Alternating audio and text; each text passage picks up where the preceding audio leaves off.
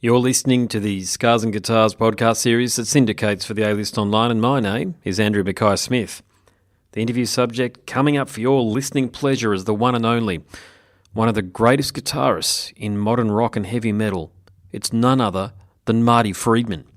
Now, the reason for the chat is to promote the 4 shows that he's playing in Australia in December, and I'll read out some dates. On the 11th, he's playing in Sydney. Thursday the 12th is in Brisbane. I will do what I can to get to that show. I certainly do not want to miss it. Friday the 13th, Melbourne. And finally, Canberra. You've got a show. It's unusual to see a show there, but there you go. Really enjoyed this conversation, as you can probably imagine. Gosh, we've had so many wonderful guests over the last 3 or 4 months or so on the show that sometimes I just don't think it can get any better, and then you just talk to somebody like Marty. So what can I say? Have a listen to what he's got to say. We dive deep into some Megadeth and a few other things as well. Hope you enjoy it. Here he is, Marty Friedman. Hello, mate. Andy Mackay-Smith calling. How are you? Hey, nice to meet you, Andrew. How you doing? Good. Yeah, very good, mate. I'm all the better for talking to you, I must say. You're one of those fellows. Now, I've done a lot of interviews at this point, well over 450, but I don't know if I've listened to anybody's guitar playing more than yours or J.K. Lee's over the last 35 years or so. So it's always a thrill. Thank you so much. No worries, mate. Yeah, I mean, it's always a real thrill to chat to somebody whose music helped you go to sleep, helped me warm up for football games, all the rest of it. But I guess I'd start off with my first question around that. I mean, you must hear that a lot because you're massively influential and you're probably the greatest guitarist that ever played in a thrash band. That's a view that I have and a lot of other people share with me. But you must get a lot of feedback around adulation and your wonderful guitar playing. Well, you never get tired of hearing that people are enjoying what you're doing. So, I have to just thank you for that, and I'm nothing but flattered. You never get tired of that. Of course, I know what all of my weaknesses are, and I know all the things that I lack and all the things that need to be addressed, and no one else needs to know them. But as long as I don't let what people say give me a big head, I think I'm in good shape. And I just always appreciate hearing that people enjoy it. That's really there's nothing better than that, and that's all I can really say to that. Well, it's I don't know whether this is certainly isn't your first visit to Australia, but correct me if I'm wrong here. I think this might be your first visit to Australia in December in solo geese.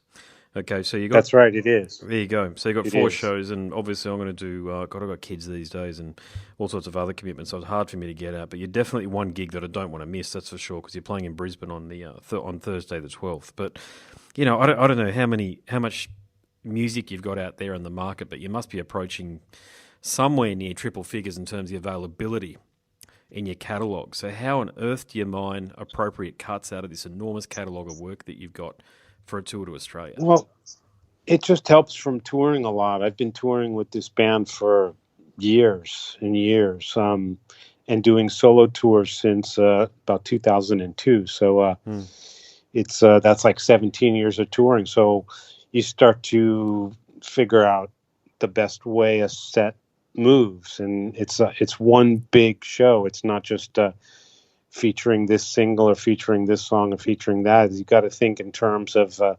2-hour show and how to bring people on your trip. You got to start them off and you got to lead them somewhere, and you got to make them feel like they're leaving with something really positive and leaving with a lot of energy. And the way I like to feel when I go to a concert and I really enjoy it, it's not an accident how the artist chooses that set list. Mm-hmm. It comes from a lot of judging the way people respond to certain kinds of songs, and also having a pretty decent amount of sense when it comes to where to bring the things down and where to bring it to like a warp speed, and and where to let people chill out. And so the more you do that, the more you tour, you kind of get it.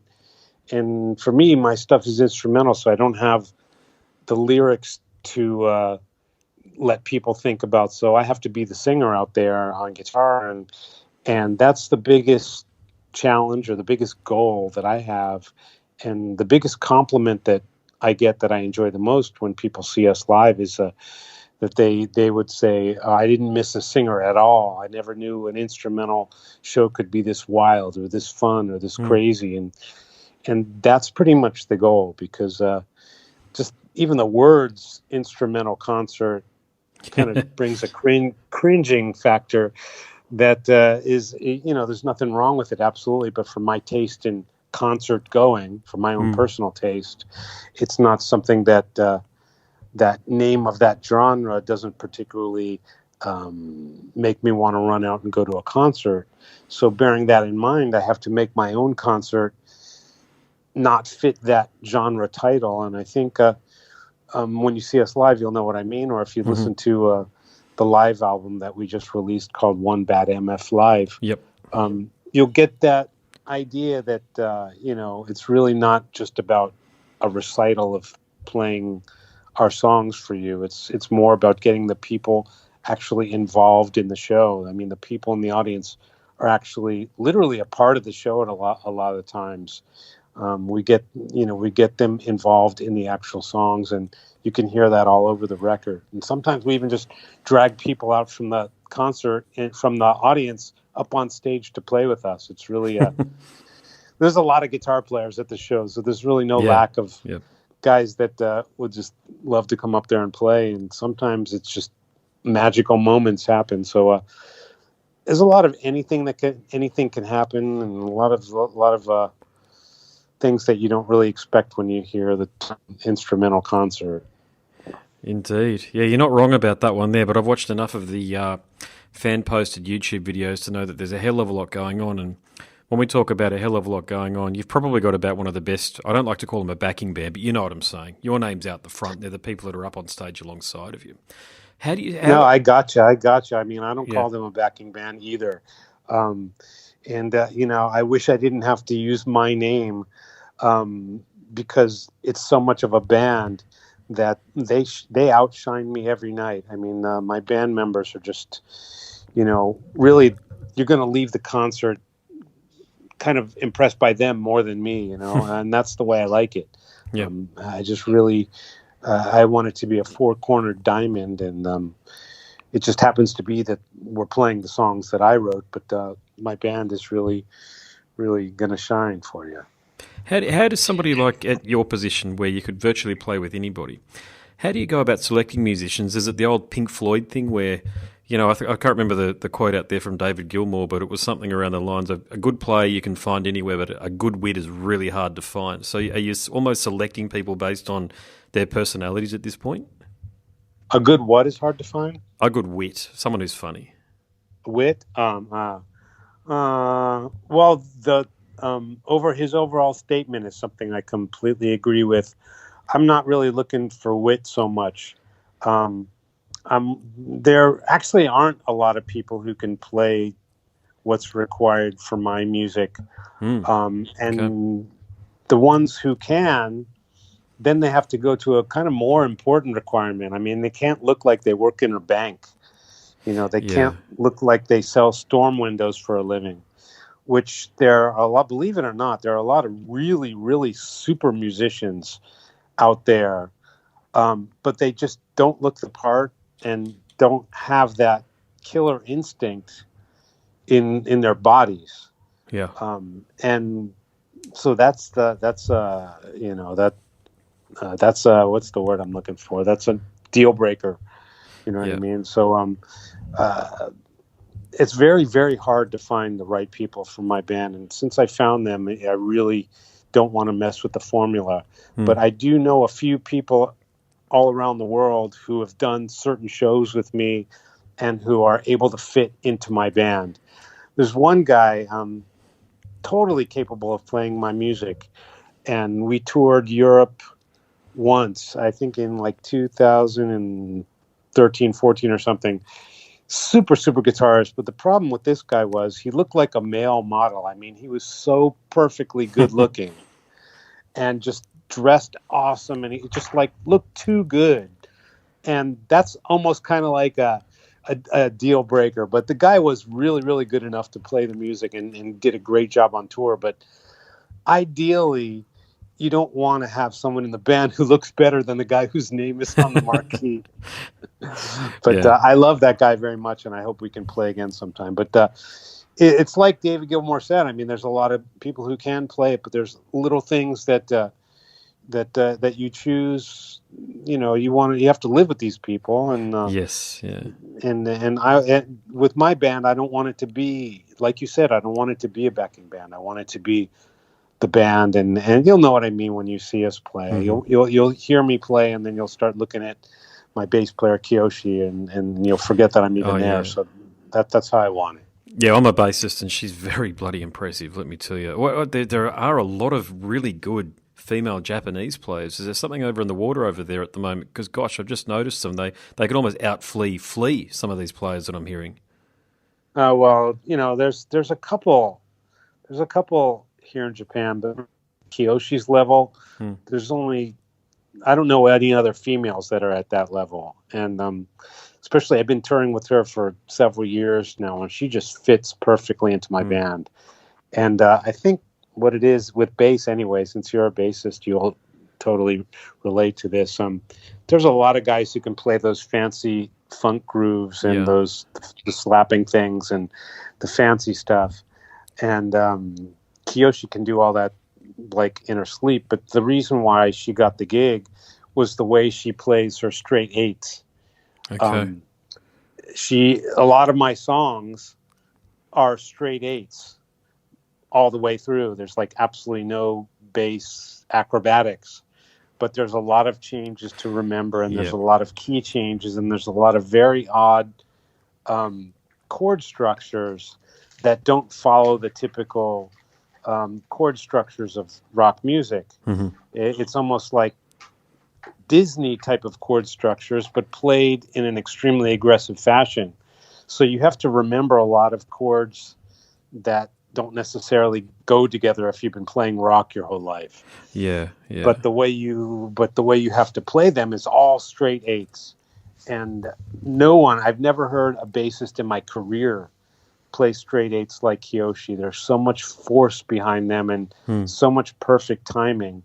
And that's why she got the gig. And I remember she actually auditioned for the gig, and I was just, my jaw was on the floor. I've never even heard guitar players play straight eights the way she does. And when you play that stuff live and you hear the straight eights that are kind of lifting you up as you play, it just feels so good. And I really I want everybody to check that out when we're playing. Just that straight eights, you definitely don't hear it in instrumental music much, but it's all in my music. And Kiyoshi is I want to say the king of that stuff, but she's the queen of it.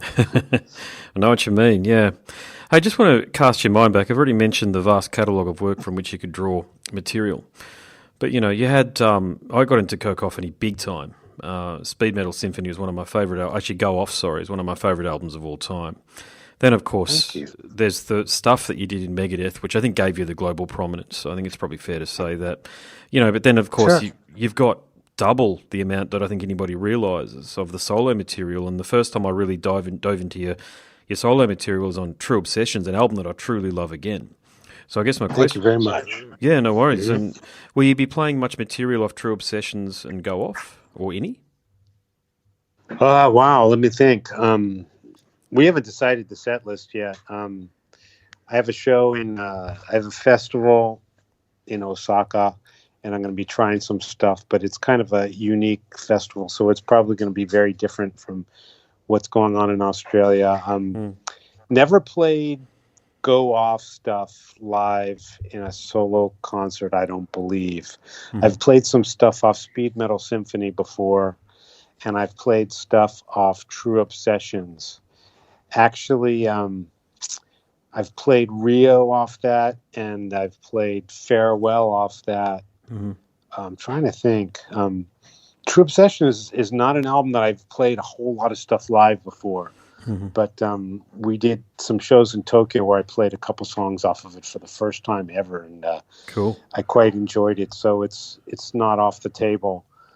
Still, it's a 2-hour concert, and I've got 14 solo albums out. So Yeah, that's right. Heaps. You got heaps of material to draw from. it's going to be kind of but the whole concept of putting together a set list is really to keep the audience involved. And I'm not really a singles artist, so I'm not out trying to push any singles. So it's really about making the whole experience kind of a best of type of thing, and something that leaves everybody feeling like, wow, I received a lot of energy from being in here in this room tonight. That's how I like to feel when I go to a gig. Yeah, agree. Yeah. Hey, this is going to sound like an interesting question, so bear with me through the whole question, the whole point of the question. But Sure. does your enduring popularity with such a diverse cross section of society surprise you? And what I mean by that is, I listen to Jamie Jaster's podcast a lot. He's a fantastic podcaster. You were interviewed by him. One of my favourite podcast episodes, of course, is the one that you were on there. But you must know that Jamie has, a hardcore background, more like a death metal hardcore style background. That's the music that he loves, and indeed, so do a lot of the people who listen to that podcast series. But does it surprise you that a guitarist such as yourself? I get that you played in Megadeth, but you're a beautifully melodic player. You really just know all of the notes and all of the modes, and you really just feel like with you, when you listen to you're listening to someone who has a real command of the instrument melodically. But does it surprise you that all these real ultra hardcore heavy metal people love your playing? Yeah, I don't know. I'm, like I said before, I'm just flattered, and I kind of just move on. I don't really think about it. I'm flattered when anybody likes anything I've done, whether it be music or a non-musical thing. I can't really dwell on it and can't really analyze it. And, I'm just flattered. And, but what they do here in Japan, which is really weird, and I don't really like to get into it so much, but when you play a show, oftentimes they will put a questionnaire at the venue. And when people leave or when they buy merch, they get a questionnaire and they fill it out. And it's got all kinds of questions. What song do you like best? What song do you really want him to play? What do you like about Marty's music? What about the concert? What did you think about it? What could be better? Oh God, yeah. Is this sounds the like first an Uber time? rating. It's really, really insane, and it's long, and there's a lot of deep questions, and I really don't like to look at it. But my manager looks at that and takes it very, very seriously. Because it's a business and they want to, do better next time. And I get that. But I think from my side, the artist guy, I just don't like to dwell on it too much either way. If someone's really enjoying what I do, I don't want to get a big head about it. And if someone doesn't like what I do, I don't want that to shape the way I try to create what I do next. Because fortunately, up until now, I've pretty much just done whatever the hell it is I want to do, and whoever wants to come along for the ride, it's been great, and it's kind of eclectic. My music is not straight down the mainstream, alley or anything, but it's been exactly what I want it to be. And, I've never really taken anyone's opinion too terribly serious when it comes to what I do next. So, to get to your question, it's really, I'm basically flattered, and sometimes I'm a little bit surprised, but not really anymore. People have open minds nowadays. People have very, very open minds, and people's record collections, or what's in their Spotify or whatever, however they listen to music, it's much more varied than it was when we were 15 and all we listened to was metal and metal only. You know what I mean? Yeah. Hey, can I ask you a question about Megadeth? I've always wanted. I've had a good chat to Dave Ellison in the past, and he's a lovely guy like yourself, mate. Very easy to talk to, like you are, mate. And what I didn't ask him this question, I meant to, so I hope I can ask you this question here. But I always felt as though a lot of the tracks that were on Hidden Treasures should have been turned into, or if you like, I know they're on an EP or an album or what have you, but the direction that those songs went in, like 99 Ways to Die, it'd have to be probably my favourite heavy metal song ever. And your playing on that, your solo on that is one of the key reasons that I love your playing. But I really felt like as though Euthanasia was an album that didn't sound how it should have. the production was very bone dry, and I think a lot of the playing sounded a bit thin when I knew it wasn't like that, because I'd heard and seen enough of the videos of you guys performing back then to know you were a menace of a heavy metal band, and just don't think it was reflected fairly on album. But do you share my opinion that a lot of the cuts like Angry Again, 99 Ways to Die, hinted at the future direction that maybe Dave Mustaine should have gone, instead of that sort of that radio-friendly flavour that he decided to turn his hand to with Euthanasia? And by the way, I love Cryptic Writings, so I'm not shitting on Cryptic Writings or Risk at all when I say that. I just feel like Euthanasia was the album that was the real dead spot, if you don't mind me saying it. And all those other songs that were released around it are just so much better. And I hope I can ask you that question, mate, if you don't mind, because it's something I've always wanted to ask. You can definitely ask. I wish I could give you a better answer. I have absolutely no idea what's on that record right now. I haven't heard it since then. I know it's a compilation. At the time, I just thought all this stuff was just great, and it was exactly what we wanted to do. And I don't think anybody was unhappy with anything. So, as always, the fans look way deeper into it than the people who are putting it out. But that's something I'm extremely grateful for, and it's very flattering, especially with all the time that's passed since then. So when I hear you asking me a detailed question like that, I really feel bad that I can't give you an answer that's going to satisfy you. Oh, no worries. Those details. But at the time, I thought all of that stuff was just fine. I haven't listened to it probably since we played it live. Usually, even with my own records, since then, you work so hard on a record, sometimes for years on material, months and months and months and years, then finally, thing gets done. It's done. And then you have to play a lot of that stuff for years and years after that. So what happens is you don't listen to the actual record maybe ever again.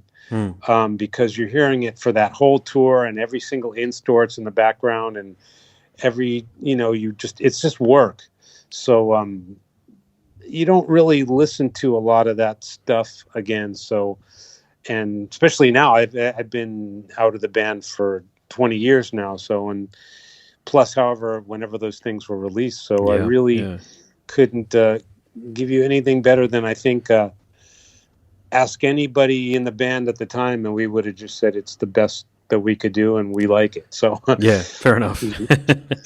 Yeah, fair enough. Hey, have I got time for one more question, or have you got to head off? Yeah, well, you can get one more in there. Wonderful. Okay, you've done a lot. You've achieved a lot. We've already spoken about in some detail your global adulation, but what's been the greatest challenge that you've faced as an artist? Always doing something new without repeating myself.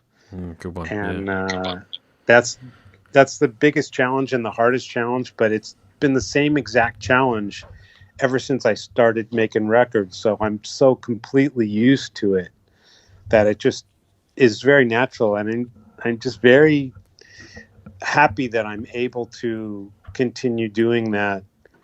And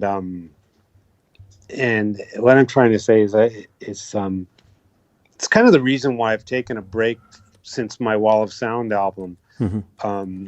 Inferno was an extreme piece of work, and I was extremely happy with it. I thought I could never, ever top it.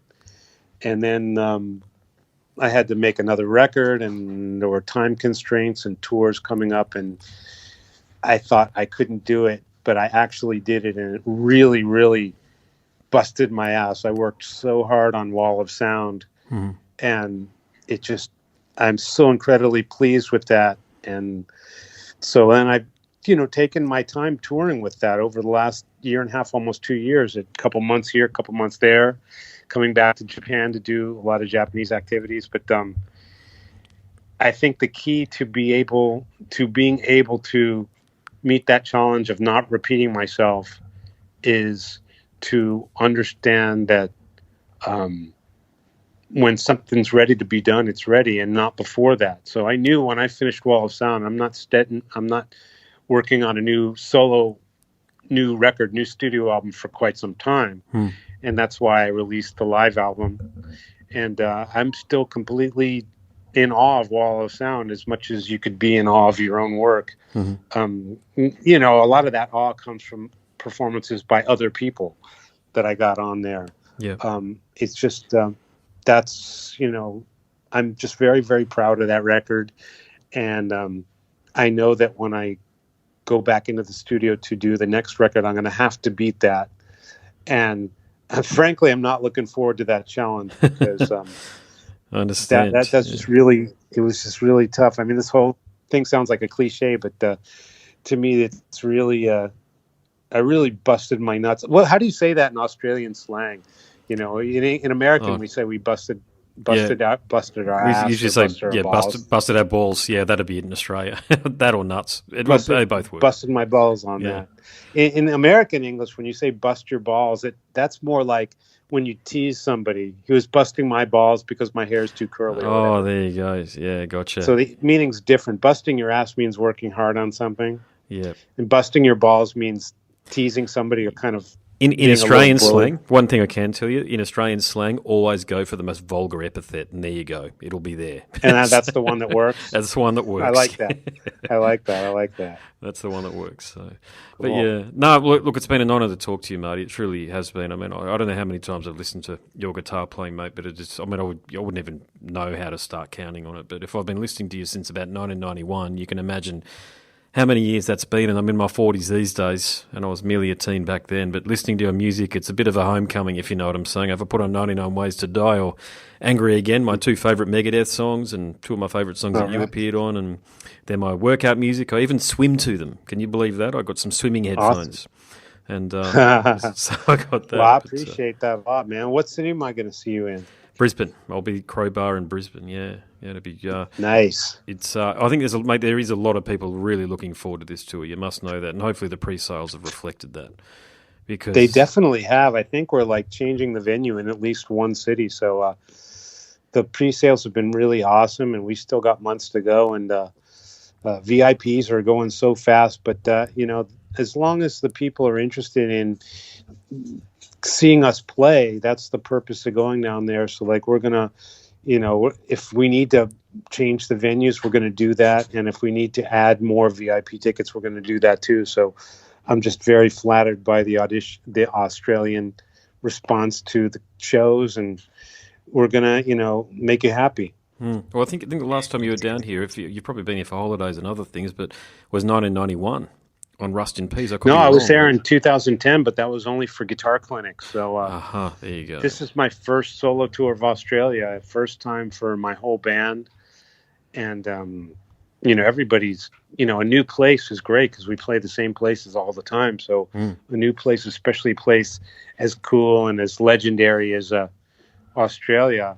And, you know, it's a big deal for musicians, and it's also a big deal for Japanese musicians, you know, yes, who rarely in their life go to Australia. So I'm looking forward to showing them what Australia is all about, even though I've only been there twice. You can be the guide or the chaperone. There you go. I'll be the guy. You're the Aussie expert in the bunch, yeah. No, that's cool, mate. Yeah, well, no, thanks so much for the conversation, for being such a good bloke too, and love your music, as you can tell, mate, and plenty of other people do, so please just keep on creating music, and even after this tour, mate, hopefully you can come back again. I hope so, and thank you so much for your support, Andrew. My pleasure, mate. No worries at all.